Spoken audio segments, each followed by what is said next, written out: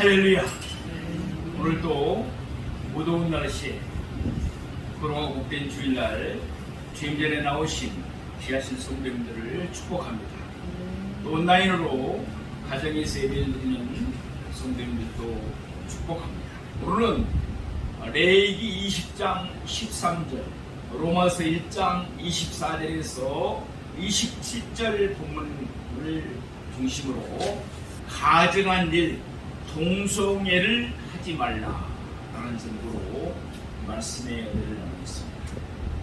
TV를 통해서 방송을 보셨겠지만 어제 토요일날 시청 앞 광장에서 동성애자들, 영어로 피어라고 하죠, 소수 성애자들 이들이 모여서 축제를 즐겼습니다. 그들의 상징이 레인보우, 무지개죠. 무지개 옷들을 입고 또 깃발을 흔들리면서 퍼포먼스를 하는 것을 TV를 통해서 아마 보셨을 것입니다. 가증한 일들이 우리나라에도 일어나고 있죠. 더불어서 유럽의 대사들이, 또 호주, 미국의 대사가 나와서 격려사를 합니다. 신임 미국 대사는 안타깝게도 그가 동성애자예요. 남자인데 아내가 여자가 아니고 남자란 말. 그런 사람이 또 미국 대사가 우리나라에 왔습니다. 사랑하시는 여러분, 만약에 우리 아들이 결혼할 상대를 데리고 왔는데 남자를 데리고 왔어요. 어떠시겠습니까? 우리의 딸이 결혼한다고 했는데 여자를 데리고 와서 결혼한다고, 우리의 상식으로는 도저히 이해가 안 되는 거죠. 그런데 그런 일들이 우리나라에도 벌어지고 있다는 것입니다. 오늘 주보를 앞내는 것이며, 자, 오른쪽에는 참으로 아름다운 멋있는 한 쌍의 부부가 이렇게 있습니다. 보기에도 너무 아름답다. 근데 좌측편에 보니까 뭐라고 되어 있어요? 남자들 둘이 지금 뒷모습이 보이고 있습니다. Just married. 지금 저희들이 결혼했다는 이야기입니다. 남자 한 명을 보니까 어떻게 되어 있어요? 머리가 완전히 다 밀어가지고 없죠. 그게 남자 동성애자들의 표식이거든요. 그런데 우리나라에도 이런 일들이 벌어지고 있다는 것입니다. 우리는 동성애 강풍을 간과할 수가 없습니다.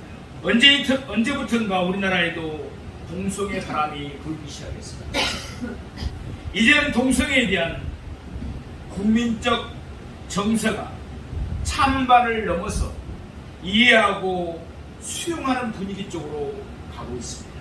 더구나 젊은 세대들은 자기들이 하고 싶어 하는 걸 왜 막느냐, 그들을 이해하고 수용한다 하는 의견들이 많은 것을 우리가 볼 수 있습니다. 홍석천 씨가 처음으로, 여러분 홍석천 씨 알죠?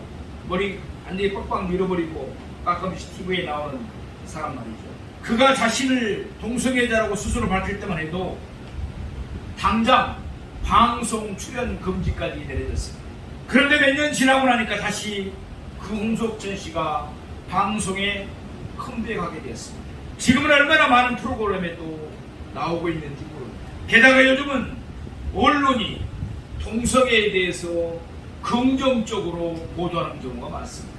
어떤 언론에서는 아예 동성애를 선정적으로 보도하기도 합니다. 심지어는 드라마에서 동성애를 은근히 미화시키고 부추기는 모습을 볼 수가 있습니다. 사실 과거에는 유럽이나 미국 등지에서 동성애를 금지시켰습니다. 유럽의 그리스도의 피 묻은 복음이 전파되어서 영국이 한때는 세계를 지배하다시피 했죠.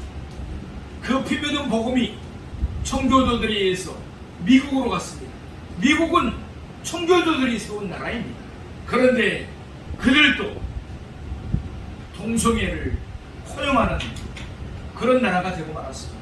유럽과 미국에서도 동성애가 인권이라는 명물을 앞세워서 동성애 금지와 처벌법을 폐기시켜버렸습니다.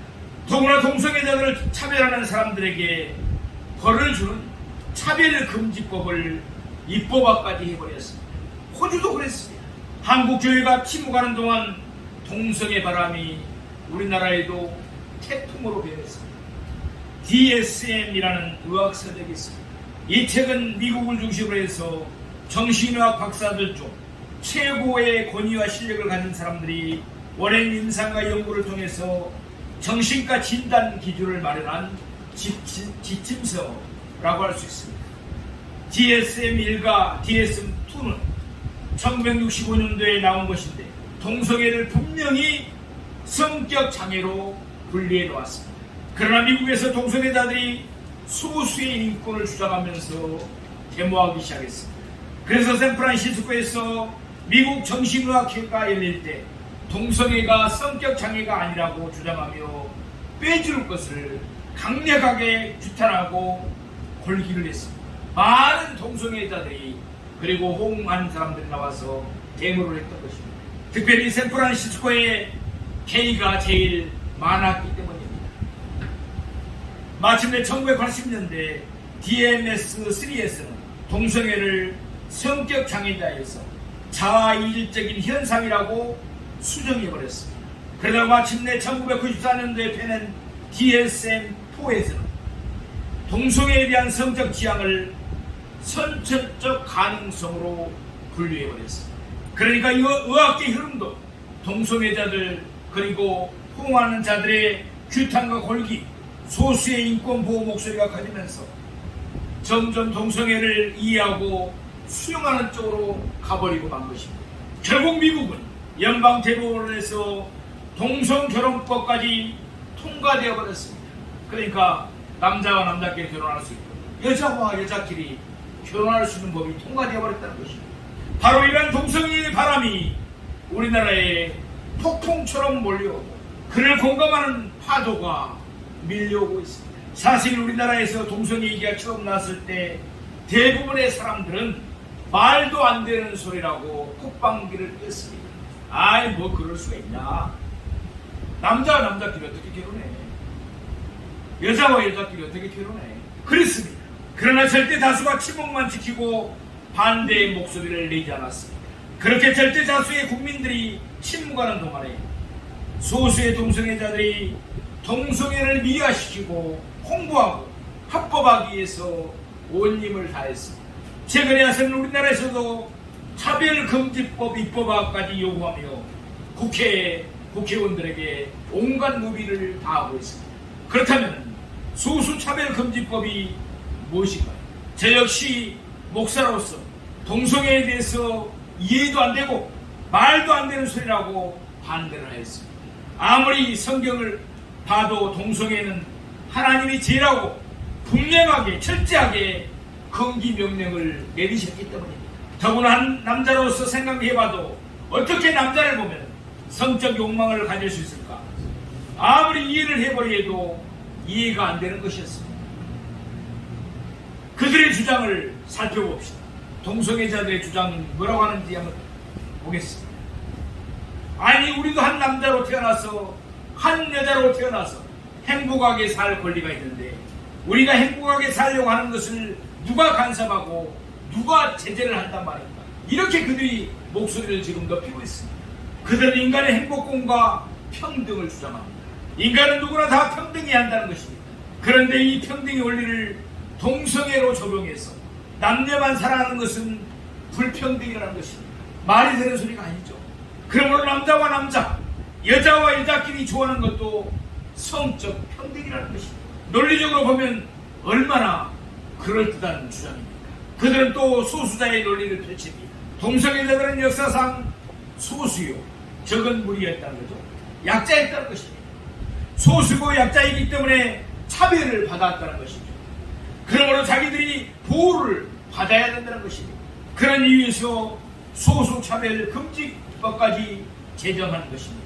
사랑하시는 여러분, 얼마나 그럴듯한 이야기입니까? 우리도 언뜻 들으면 그런 마음이 들지 않습니까? 그래서 동성애에 대해서 표면적으로만 알고 부분적으로 이해한 젊은이들은 동성애자들을 옹호하는 쪽으로 가버리고 말았습니다. 요즘 지식인들 일부와 젊은이들 사이에서 이렇게 동성애를 옹호하는 바람이 일고 있습니다. 사랑하시는 여러분, 우리 행복 추구권에 대해서 한번 생각해 봅시다. 인간은 누구나 행복해야 될 권리가 있습니다. 그러나 개인이 행복하다고 해서 사회적 법적 제재를 전혀 안 받아도 되는 것일까요? 한번 생각해 봅시다. 마약 복용을 해서 행복하다고 한다면 당연히 국가 차원에서도 마약을 하는 것을 허용해야 되겠죠. 음주운전을 해서 개인이 행복하다면 당연히 음주운전하는 거 법적으로 처벌하지 않아야 되겠죠. 그러나 아무리 개인이 행복하다고 해도 사회 질서나 공익을 위해서 제재하고 금지해야 할 것은 제재하고 금지해야 합니다. 우리나라는 동성애자들을 단 한 번도 제재를 해본 적도 없고 간섭을 해본 적도 없습니다. 또 금지한 적도 없고 처벌법을 만든 적도 없습니다. 그런데 자꾸 간섭을 안 하는데 간섭을 하는 것처럼 주장을 하는 말입니다. 단 한 번도 동성애자들을 정지하고 처벌을 한 적도 없는데 왜 소수차별금지법을 만들어서 오히려 다수의 인권이 역차별을 당하게 만드라는 것입니다. 침묵하는 다수의 인권도 표현의 자유가 있고 사상의 자유가 있는데 왜 그것을 억압하느냐는 말입니다. 동성애는 선천적인 것이 아닙니다. 동성애자가 태어날 때부터 동성애자로 태어난다는 것이 아닙니다. 동성애가 인권입니까? 인권의 근본적 의미는 청구인권, 자연의 인권에서 왔습니다. 월버퍼스가 해왔던 인권운동, 링컨 대통령, 마틴 루터킹 목사님, 토마스 제퍼슨의 인권운동의 의미는 전부 청구인권, 자연인권 사상이었습니다. 그러므로 동성애가 인권으로 인정받으려면 동성애에 대한 성적 취향을 선천적으로 갖고 태어나야 합니다. 그러나 지금까지 동성애가 선천적이란 과학적인 근거가 전혀 없습니다. 일반적으로 동성애 본능은 태어날 때부터 동성애를 하도록 하는 DNA를 갖고 태어났다고 잘못 알려져 있습니다. 1993년에 미국의 해머 연구팀은 동성애자들의 염소체를 분석했습니다. 그런데 그 유전자 중 다혈질 유전자인 XQ28이 동성애 본능의 욕구를 일으킨다고 발표를 했습니다. 물론 해머 역시 동성애자였습니다. 그래서 해머 박사의 연구 결과에 대해서 동성애자들이 얼마나 떠들어댔는지 모릅니다. 우리는 태어날 때부터 선천적으로 동성애자로 태어났다고 그렇게 떠들어댔습니다. 이 결과로 일반인들에게 동성애는 유전자 때문이며 이 유전자 때문에 어쩔 수 없이 본인의 의지와 감정에 관계없이 운명적으로 할 수밖에 없다는 인식을 심어놓았습니다. 그러나 1999년에 캐나다의 라이스 박사 연구팀은 해머보다 더 많은 동성애자들을 대상으로 해서 XQ28 염색체 안에 존재하는 유전자들을 더 광범위하고 구체적으로 연구했습니다. 그 결과 해머 박사가 연구한 결과가 완전히 잘못됐다는 것이 드러나고 말았습니다. 그래서 라이스 박사 연구팀은 XQ28이 동성애와 전혀 관련이 없다고 결론을 내렸습니다. 뿐만 아니라 2005년도에는 해머 박사를 포함한 더 많은 연구팀이 더 많은 동성애자의 가계를 대상으로 조사한 결과 동성애와 유전자와는 아무런 상관관계가 없음이 밝혀졌습니다. 결국 동성애는 선천적인 것이 아니라 전부 다 후천적이라는 것입니다. 그러므로 동성애는 인권이 아닌 것입니다. 절대로 인권이 될 수가 없습니다. 소수차별금지법도 마찬가지입니다. 소수자들 모두가 약자고 그 약자를 보호한다는 논리를 팬다면 이 세상은 소수자의 소용돌이에 걷잡을 수 없는 혼란이 오고 말 것입니다. 그렇기 때문에 우리는 동성애를 반대 안 할 수가 없는 것입니다. 그러면 왜 우리는 동성애를 반대하는 것? 동성애를 무작정 우리가 반대하는 것이 결코 아닙니다. 이제 한번 조목조목 한번 보도록 하겠습니다. 첫째, 동성애는 인권이 아니기 때문에 그렇습니다. 사실 인권운동은 기독교인들이 해왔습니다. 우리가 이렇게 남녀노소가 자유롭게 모여서 예배를 드리는 것도 이렇게 함께 모여 하는 것도 사실 기독교의 공로입니다. 조선시대에는 남녀 8세 부동석이라고 해서 남녀들이 모이는 것도 잘 못했습니다. 그래서 우리나라의 초대 교회는 예배당이 어떻게 되어 있는 거 합니까? 가운데가 벽이 있어요. 그리고 남자들은 남자들만, 여자들은 여자들만 모여서 강대상을 보고 예배를 드리게 돼 있어요. 지구라고 생각한다면 이해가 안 되죠. 네? 월버포스 마틴 루터 킹 목사님, 토마스 제퍼슨, 왜 이들이 인권운동을 하였습니다. 그들은 모두 다 독실한 기독교인들이 때문이었습니다. 하나님으로부터 부여받은 천부인권은 누구나 평등하다는 확신을 가지고 있었기 때문에 그들은 천부인권 사상을 주장했던 것입니다. 우리가 잘 아는 대로 구약에 보면은 부지 중에, 즉 고의가 없이 사람을 죽인 사람을 위해 하나님은 도피성 제도를 마련해 주었습니다. 이스라엘 전역에 도피성이 6개가 있었죠. 전에 도피성에 대한 말씀을 설교를 한번 한 적이 있습니다. 예를 들어서 이런 겁니다. 어떤 두 사람이 나무를 벌목하기 위해서 산에 갔어요. 근데 그때만 해도 도끼로 나무를 쳐서 이렇게 쓰러뜨리잖아요. 근데 도끼날이 빠져가지고 옆에서 작업을 하는 사람이 그 도끼날에 맞아서 죽임을 당했어요. 분명히 고의가 아니죠. 고의적으로 죽인다는 것이 아니죠. 그것을 법률적인 용어로 이야기한다면 가실치사입니다. 자동차 사고도 마찬가지입니다. 물론 자동차 사고를 통해서 보험을 들어놓고 아니면 무슨 범죄를 하기 위해서 고의로 사고를 낸 사람도 있지만 대부분 어떻습니까? 자동차 운전을 하다가 부지 중에 잘못해가지고 사람을 치게 만든다든지 또는 사망사고를 내는 경우가 있죠. 그래서 자동차 우리가 특례법이 만들어져서 사람을 다쳤을 경우에 보험이 들어있으면 합의된 것으로 가름이 돼서 뭐 8대 위반 사항에 들어가지 않았다면 이렇게 법이 제정되어 있는 것입니다. 구약에서도 마찬가지였어요. 신명기 19장 4절에서 5절 말씀을 한번 보시겠습니다.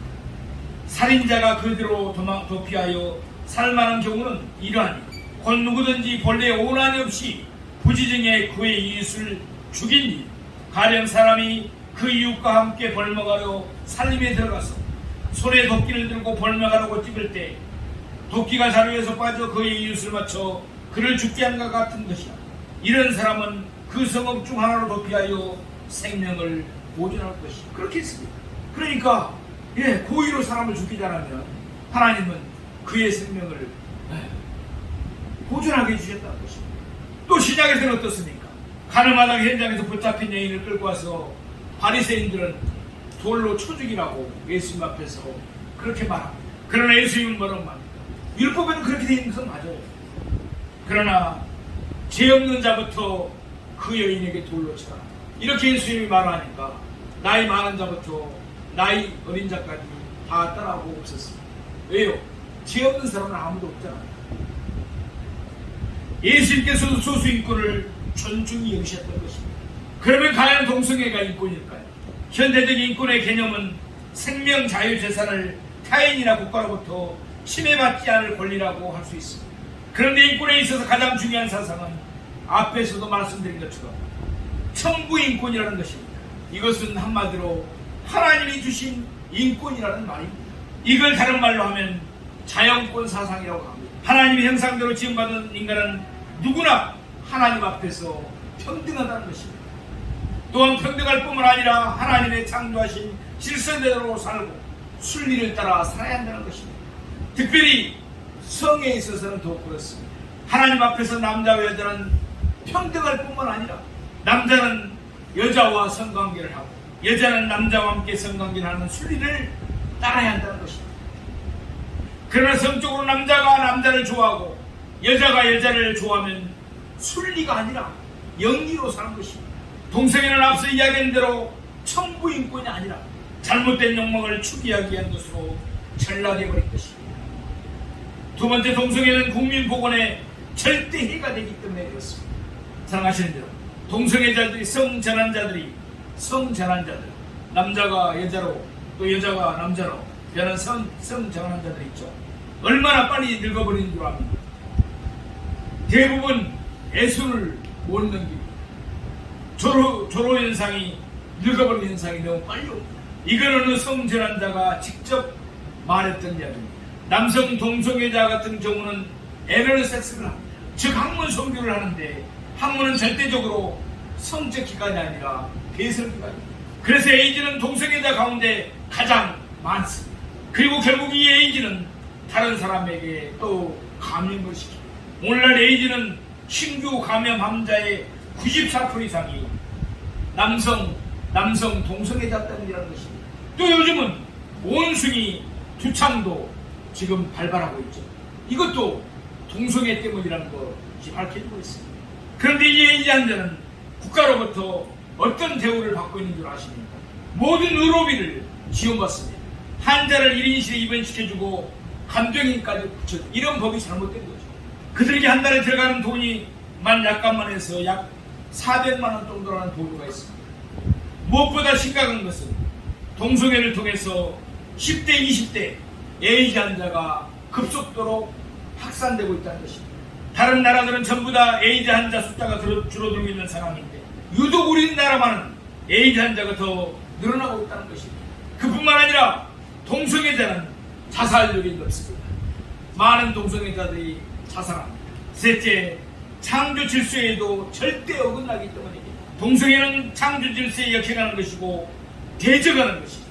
하나님은 천지를 창조하신 후에 사람을 남자와 여자로 만드셨습니다. 그리고 남자와 여자 가봐요 한 몸을 이루라고 했습니다. 다시 말하면 남자와 여자가 결혼해서 가정을 이루라는 것입니다. 그래서 그 남자의 결혼과 가정제도를 통해서 생육하라고 번성하라고 했습니다. 그런데 안타깝게도 요즘은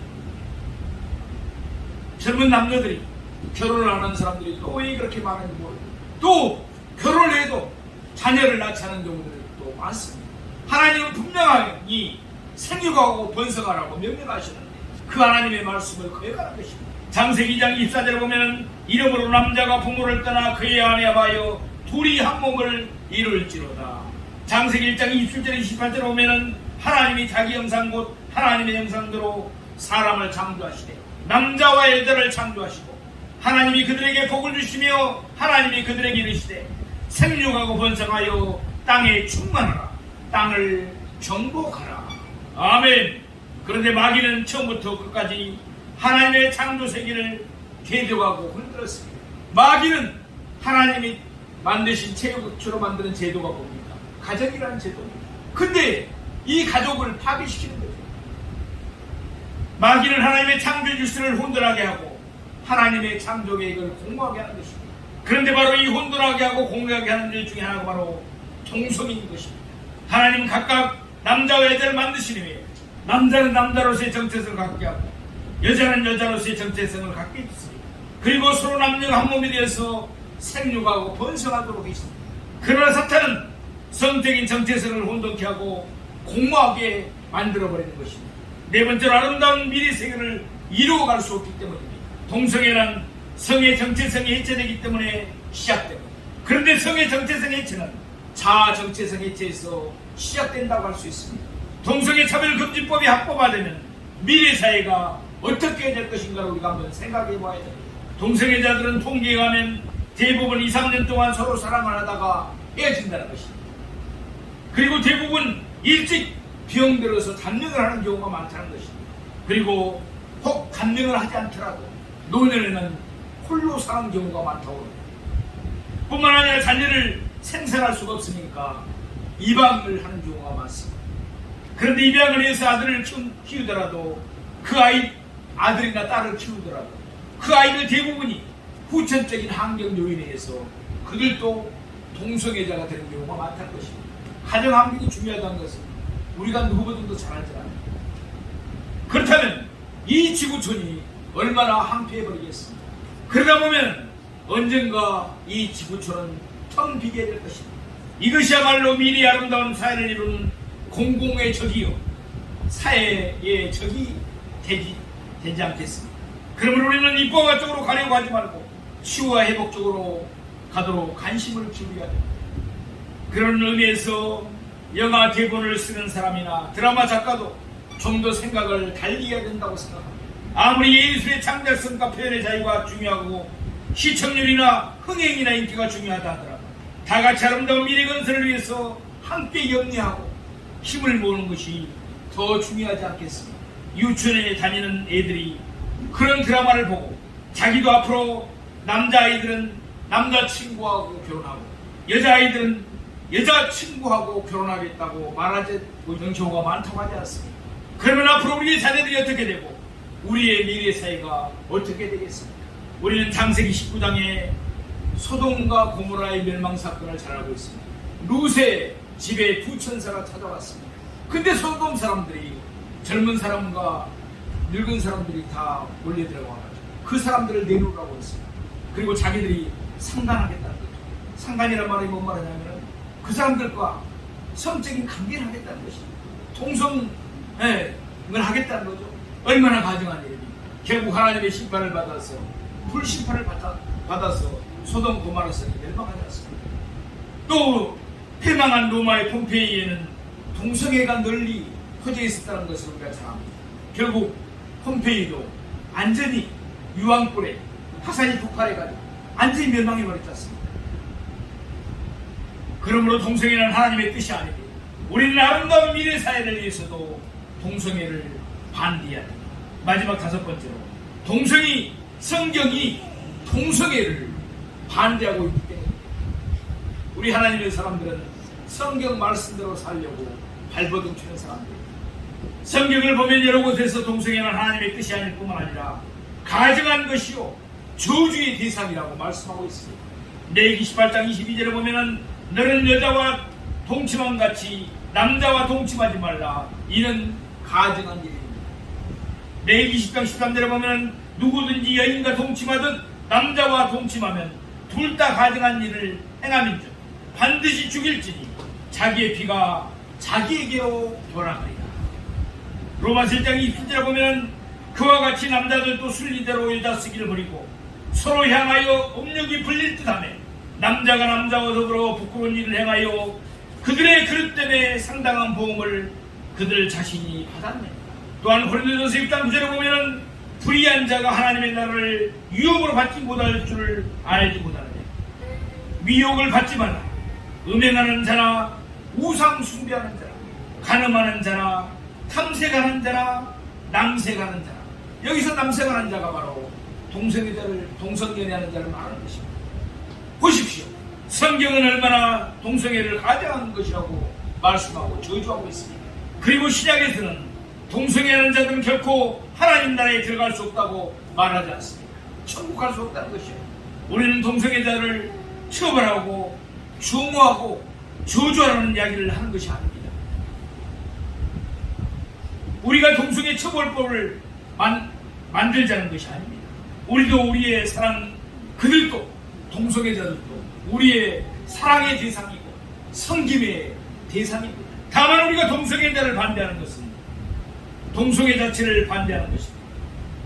동성애를 교회만 반대하는 것이 아니라 시민단체가 앞장서고 있고 종교를 초월해서 유교나 불교나 가톨릭에서도 함께 지금 반대하고 있지 않습니까? 우리는 아름다운 사회, 건강한 사회를 원합니다. 미래의 대한민국이 아름답고 살기 좋은 나라가 될 것을 우리 다 기도하십시다. 사랑하시는 성도 여러분, 동성애자들을 존중하면서 동성애를 민주적이고 신사적으로 반대하여 교회를 지키고 민족의 미래를 지키고 아름다운 사회를 만들어 가도록 우리 함께 기도하십시다. 그리고 절대적으로 동성애자들을 포기하지 말고 그들을 사랑하고 그리고 섬김으로써 그들도 다 변화되어 새 사람이 되도록 전도하고 기도하십시다. 아멘. 기도합니다.